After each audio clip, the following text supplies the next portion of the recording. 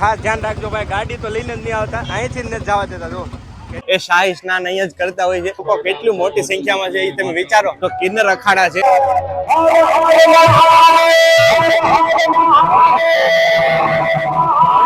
કીર્તિદાન ગઢવી જે છે આપણા કામદાસ ગોંડલિયાનો ઉતારો છે. લક્ષ્મણ બાપુ બારોટ. હર હર મહાદેવ, જય ગિરનારી મિત્રો. તો અત્યારે આપણે હાલ ફિલહાલ પહોંચી ગયા છીએ ભવનાથ, જ્યાં એમ કહી શકાય કે મહાશિવરાત્રીની ભવ્ય તૈયારી થઈ ચૂકી છે. અહીંયાથી તમે જોઈ શકો છો, અહીંયાથી રસ્તો બ્લોક કરી દેવામાં આવ્યો છે, કેમ કે હજી 2 દિવસની વાર છે, છતાં પણ અહીંયા રસ્તો બ્લોક કરી દેવામાં આવ્યો છે. હજી અહીંયાથી ભવનાથ છે ને 3-4 કિલોમીટર થાય છે. બહુ ટ્રાફિક ન થાય એના હિસાબે 2 વ્હીલ કે કોઈ પણ વાહન અહીંયા તમે જોઈ શકો છો જવા નથી દેતા. અહીંયાથી જ ભવનાથનો આ મેઇન ગેટ છે, અહીંયાથી જ રસ્તો બંધ કરી દેવામાં આવ્યો છે. બહુ મોટી સંખ્યામાં લોકો છે એ અત્યારથી જ એમ કહી શકાય કે ભવનાથની જે મહાશિવરાત્રી છે એમાં જોડાઈ ચૂક્યા છે ભાવિ ભક્તો. તો ચાલો કન્ટિન્યુ વિડીયો બન્યા રહેજો, અને ખાસ છે ને ભાઈ સબસ્ક્રાઇબ કરવાનું ભૂલતા નહીં, કેમ કે આવા નવા અવનવા એપિસોડ તમને આ ચેનલમાં મળતા રહેશે. તો ઝડપથી સબસ્ક્રાઇબ કરી લ્યો ભાઈ. ત્યાં રસ્તો બંધ કરેલો હોય છતાં પણ તમે જોઈ શકો છો અહીંયાથી રિક્ષાઓ જવા દે છે, ટુ વ્હીલને બહુ ઓછી માત્રામાં જવા દે, છતાં પણ તમે જુઓ લાંબી ટ્રાફિક થઈ ગઈ છે. ભવનાથમાં આવતા પહેલા ભાઈ મિત્રો ખાસ ધ્યાન રાખજો કે વાહનોની પૂરેપૂરી સુરક્ષા સાથે તમે ક્યાંક બહાર જ પાર્કિંગ કરીને આવજો તો વધારે બેસ્ટ રહે. બાકી તમે જુઓ કેટલો ટ્રાફિક છે અહીંયા ખાલી. આ રામ ટેકરી સર્કલ છે, અહીંયાથી પણ ચેક પોસ્ટ એક ફરી આવ્યું છે. પોલીસ કર્મચારીઓ તમે જુઓ કેટલી મોટી સંખ્યામાં બધું ચેક કરે છે. અહીંયાથી ટુ વ્હીલ નહીં જવા દેતા. જુઓ ભાઈ કેટલી મોટી સંખ્યામાં. ખાસ ધ્યાન રાખજો ભાઈ, ગાડી તો લઈને જ નહીં આવતા, અહીંથી જ નથી જવા દેતા. જુઓ કેટલી મોટી સંખ્યામાં કર્મચારી, અહીંથી ગાડીઓ છે ને બહાર કઢાવી નાખે. અહીંયા તમે જોઈ શકો છો લોકોને હાલવું તો એટલી મુસીબત થઈ છે, કેમ કે એટલી બધી મોટી સંખ્યામાં માણસો જ આવી ગયું છે, જેથી કરીને ટ્રાફિક જામ થઈ ગયું છે. તમે જોઈ શકો છો લોકોને હાલવું હોય તો એટલી ટ્રાફિક થઈ ગઈ છે. હજી વાર છે છતાં પણ એટલી મોટી સંખ્યામાં લોકો છે ને તમે જોઈ શકો છો. અહીંયા પોલીસ ભાઈઓ છે, બધાને હોલ્ટ કર્યા છે. રસ્તામાં છે ને ભાઈ અહીંયા તમને ઉડન ખટલાની ટિકિટ બુક થાય, તમે જોઈ શકો છો. અહીંયા છે ને આખું બતાવેલું છે કઈ રીતનું કામ કરે છે વર્કિંગ. આ ગિરનાર પર્વત છે આખો, અને આ રોપવે છે. જો આ અમે અંબાજી સુધી જાય છે, તો અહીંયા જ રોપવેનું બધું બુકિંગ થાય. તો હજી 2 દિવસની વાર છે મહાશિવરાત્રી, છતાં પણ હજી લોકો કેટલી મોટી સંખ્યામાં છે એ તમે વિચારો કે જ્યારે શિવરાત્રી આવશે ને ત્યારે આમાં પગ મૂકવાની જગ્યા નહીં હોય, એટલી મોટી સંખ્યામાં લોકો છે ને એ પધારી ચૂક્યા છે ભવનાથમાં.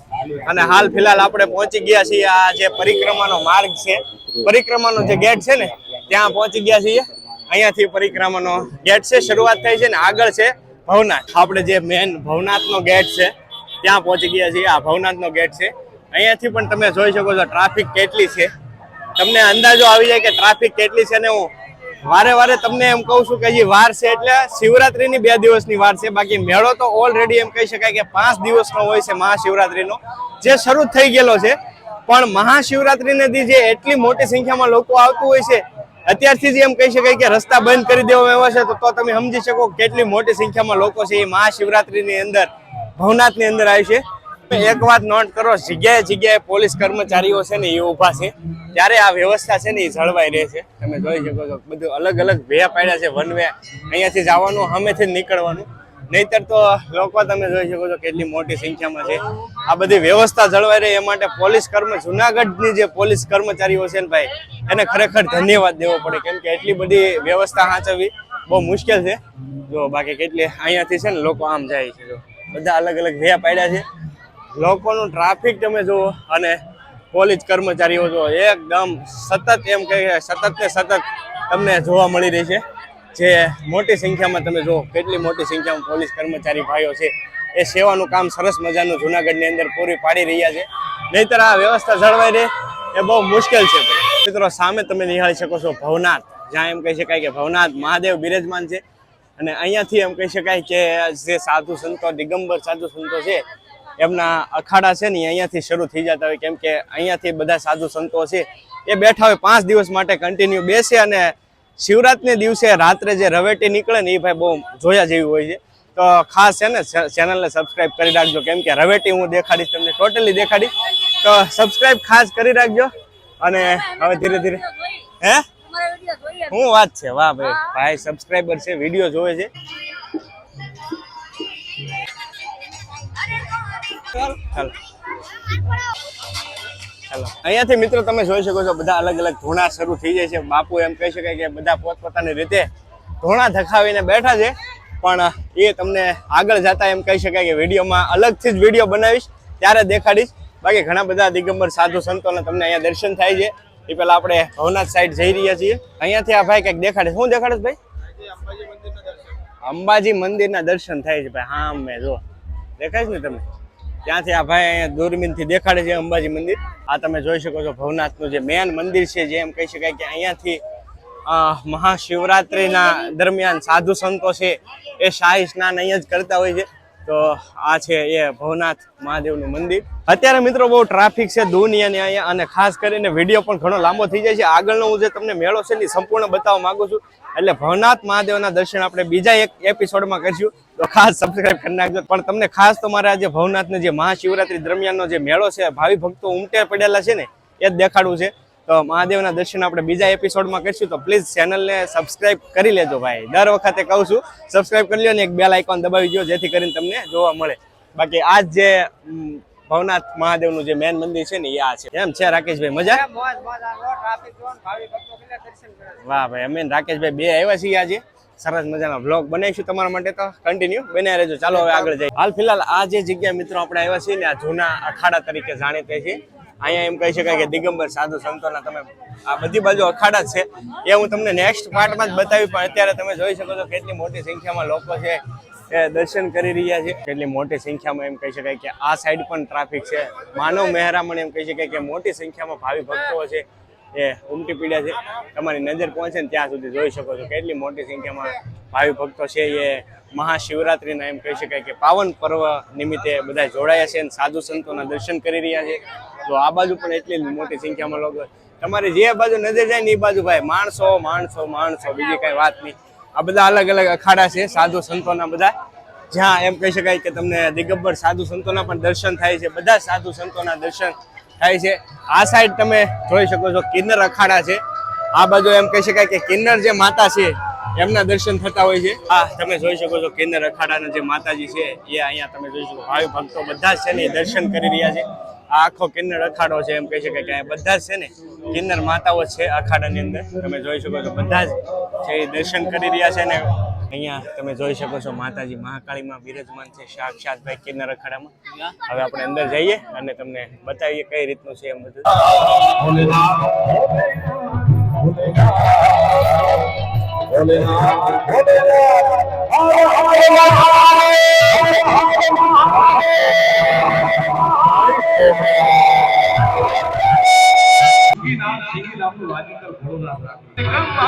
માતાજીના આશીર્વાદ લે છે, આપણે પણ લઈ લીધા છે સરસ મજાના માતાજીના આશીર્વાદ.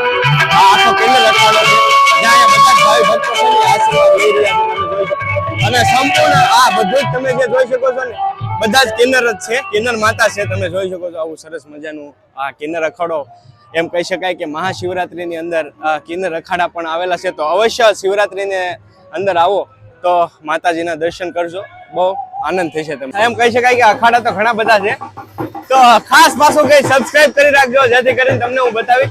હવે આપણે આગળ આવી ગયા છીએ. આગળ તમે જોઈ શકો છો અહીંયા બાળકી છે એ તમે જુઓ. તો હવે બાળકી સરસ મજાનો એમનો ટેલેન્ટ બતાવી રહી છે અને સરસ મજાનું એમ કહી શકાય કે બાળકી છે ને એ ટેલેન્ટ બતાવે છે. જુઓ બેલેન્સ, જો બેલેન્સ. તો આવું તો ઘણું બધું તમને મહાશિવરાત્રીની અંદર જોવા મળતું હોય છે. જો સરસ મજાનો ટેલેન્ટ કૃતિઓ બતાવે છે. આગળ હવે આપણે જઈએ તો અહીંયા બધી રાઈડો ને એવું છે એ હજી શરૂ નથી થયું. મિત્રો તમે નિહાળી શકો છો શ્રી ભારતીય આશ્રમ. અહીંયા એમ કહી શકાય કે સરસ મજાના કાર્યક્રમો થતા હોય છે અને આપણે હવે એક્ઝેક્ટ એમ કહી શકાય કે જે ભવનાથનો મેળો છે એમાં આવી ગયા છે. અહીંયા તમે જોઈ શકો છો રાઈડો બધી અને સરસ મજાનો દી હાથમી રહ્યો છે. લોકો તમે જોઈ શકો છો હજી પણ આમાં તમારી નજર પહોંચે ને ત્યાં સુધી લોકો તમને દેખાય, કેમ કે ભાઈ જુનાગઢ અને એમાંય મહાશિવરાત્રી ભાઈ એટલે શિવની રાત્રિ કાંઈ ઘટે નહીં ભાઈ. એટલા ભાવિ ભક્તો છે એ તમે ક્યાંયથી દૂર દૂરથી લોકો છે એ મહાશિવરાત્રી અંદર આવતા હોય છે. આ શિવરાત્રીના દિવસે આ બાજુ પણ એટલા જ મોટી સંખ્યામાં લોકો તમને જોવા મળી જશે. જો કેટલી મોટી સંખ્યામાં ભાવિ ભક્તો છે. એ મેળો તો જો કે શરૂ જ થઈ ચૂક્યો છે, પરંતુ કેમ છે ભાઈ સારું મેળો તો જો કે શરૂ જ થઈ ચુક્યો છે, પરંતુ જે મહાશિવરાત્રીને દિવસે લોકો હોય કે જે મેન મહાશિવરાત્રી હોય છે તેથી વધારે લોકો હોય છે.